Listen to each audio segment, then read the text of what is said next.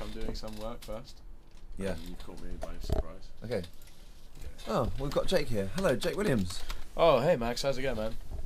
Good. Oh yeah, good, great. Have you got some research to present us? Yeah, actually, I was just thinking about some influences that have influenced me personally through my musical career, and maybe I'll share some of them with you. First of all, I'd like to say that I'm in a band, as you know, Max, called Largo Embargo, and yeah, we do a cover by one of my favourite artists of all time, Sublime. We do a cover of their song Date Rape. So I'll just show you a bit of that. Show you how we've done our own interpretation on that song.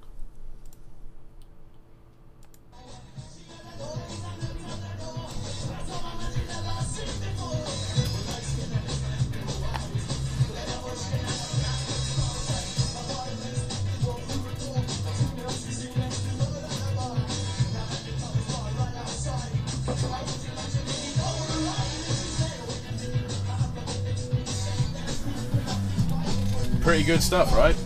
That's Largo Embargo there playing Date Rape, a song originally by Sublime. Now we've tried to do our own kind of interpretation of it, I guess. Same chords, same words and everything, but the original sounds a little bit different. It sounds like this.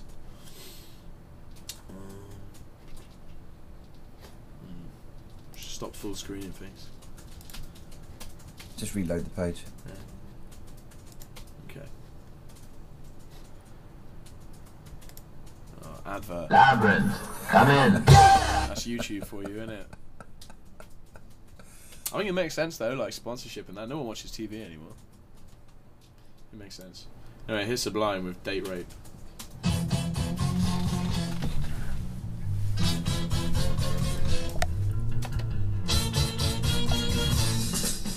Nice.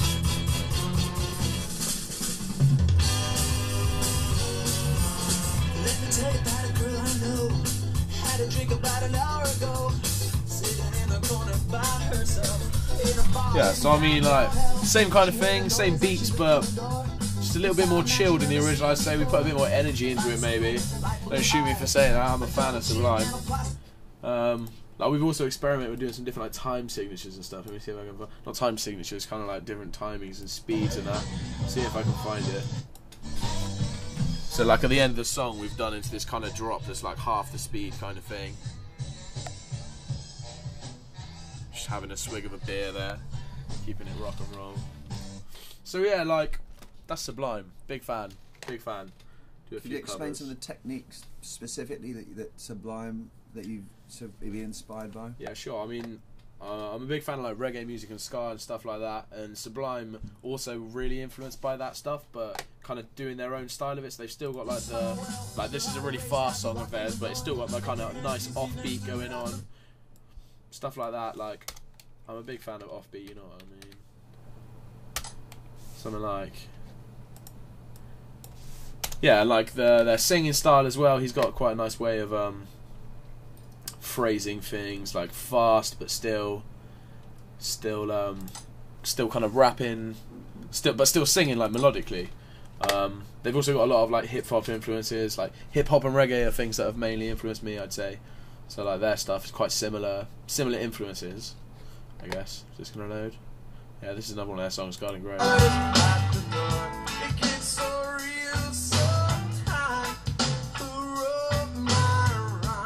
So yeah, they keep it quite cool. I like it. It's good. Lyrically? Anything? Lyrically, have you taken any influences from the way that or the lyrical approach that he has? Yeah, a lot in my kind of earlier stuff I used to write a few years back when I listened to Sublime for the first time. Obviously, they were a massive influence at that point. So more then, I used to kind of sing things and sing about their kind of subject matter just because it was what I was into and stuff like that. But I guess now my style's kind of more developed into more like rapping, like melodic rapping, I'd say. I get a lot of influence from this band, Disraeli and the Small Gods. They're local, like Bristol band. I play a bit of there. Actually, one of the main things Disraeli I like about Disraeli when I first heard them was they use like melodica, which is always a cool instrument. Like it's a bit different, it's a bit interesting. Like he plays melodica pretty well. So then I learned it and played it in a band as well. Here's Disraeli playing the melodica.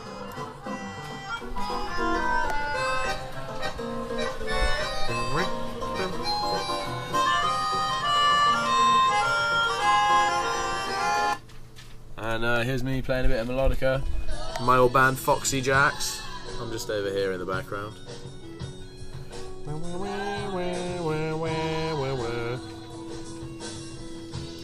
Little bit of melodica there. But yeah, as I said, his kind of vocal style, he's a real great rapper, like a poet as well. Like that's the best thing about, I think, about modern hip hop, is that it's just developed in such a way where it's not just boasting and MCing, it's poetry, man. It's awesome. But yeah, this is Disraeli rapping. You might see me walking around with a slight limp. It's not a G thing, bruv, I've got my ankle in. A bit thrown like the dice in the eye chin. I'm not sleeping while my head is tangling. I need an aspirin, bruv, I need a Saturday.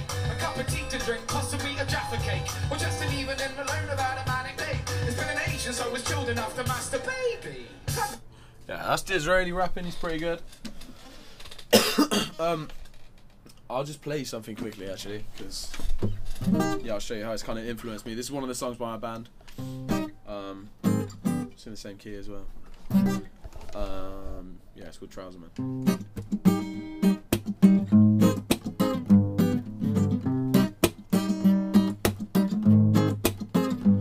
Well, it's Monday morning, fuck, time to rinse away the sleepy dust. The creaky bus takes him to be bullied by a creepy boss. He wears a noose tied round his neck in a Windsor knot and sits glued to the window where his mind and soul and body rot. Well, it's all repetitive, he carries on. No one to talk to, the man who hated everyone. It's all files, fake smiles, income in some marathon miles till the week's done. And so on and so forth. Yeah, I like to listen to Disraeli a lot. And it's cool that he's got a kind of the Bristol West Country accent going on as well. I respect that. So that's a technique that you've... That's a technique that I like to... A lot more now as well, because I spent a long time kind of finding my voice and singing. As I said, I listen to a lot of reggae and stuff, so I just used to imitate their voice. It's quite embarrassing to listen to now sometimes, but yeah, it was good at the time. Yeah, but I like that he's just keeping it real, using his own voice, expressing himself in his accent. Okay. So yeah, I'll try and do that, I guess. Okay. Yeah, there's an interview with him here as well. A lot of stuff. I don't know whether this is relevant to what you're asking me, but this has kind of influenced my ethics towards music as well. Not just kind of the way that he performs, but also like there's an interview here that he did with La Bouche Zine, and they said to him, "Do you have a manager? Is it a DIY effort?" And basically, he just explains how everything they're doing, they can do it themselves, so they do it themselves now, and I really respect that, and I really want to do that in my musical adventures. I don't think there's any real need for a lot of management and stuff like that. Like they have a time and a place, but the way the music industry's going, it's a lot less necessary now. You can do everything. Explain that a little bit more. Well, I just think like the way that the internet has played a part on technology's played a part on the industry, and that everyone can download stuff, you can promote yourself, whereas before you'd have to print off 1,000 flyers, say, and send them to the record labels and wherever you wanted. That was the only way you could get your airplay to get on the radio. You have to be heard by the radio stations. I mean, now you can make your own radio station. You can record yourself in your room and promote it on Facebook with a whole massive group of friends. Like we have a mailing list on our for our band. So whereas before it was flyers, now you just press a button, you type it in, you press a button, and it gets sent to like 800 people, and they all get a little read, which is it's so easy and it's so useful that you can do it yourself. And I think why not? Personally. Okay, but what about record labels? Are you trying to kind of avoid in a way? I mean, I think at the end of the day, music is art. It's not business, and that's simple. And it's been forgotten. And it is business now, and I don't really like that. Same as movies, and anything's just business now, and I try and stay away from it where I can, because self-sufficient man, but not really at all. Doing some research, then, is you found out that some of the artists that you like are also predisposed to that kind of, or they've influenced you into that thinking, I guess. Yeah. Okay. I mean, it comes across in their lyrics and things like that. The places they play, the people they play to. It's a nice little scene. Yeah. But it's a great scene, and where everyone's doing it themselves. Okay, so that's some good primary research. Yeah. Did you say you had some reggae influences, perhaps? Yes, of course. Reggae was a big part, as was the big man himself, Bob Marley. Okay, so you've got an interview here. Yeah, he's just talking about how Jamaican music has developed and stuff like that. Them start to kind of get more The music start drift from the reggae. So it used to be a music almost like a half blues. I used to play before the ska start, you know. Even people like Joe Higgs, janana, janana, nana, janana, janana, na, you know that music. Right. Used to play that plenty. So from there now it developed to people start ching, ching, ching, ching, ching for ska, you know. And then for rocksteady like jing, jing, jing. For reggae now is check, check, check, you know. So you have 3 different feels. But the 3 of them can put together again and make one thing still. Yeah, man. So you've kind of you've put different styles together to make...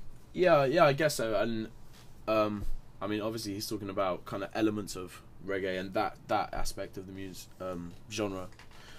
But yeah, I like to take it bigger and do things from all over. Like, obviously, also the thing about the industry changing with the internet is that everyone can hear much more music than they ever used to be able to. So I've listened to loads of different genres as I've developed my taste as I've grown up, kind of thing.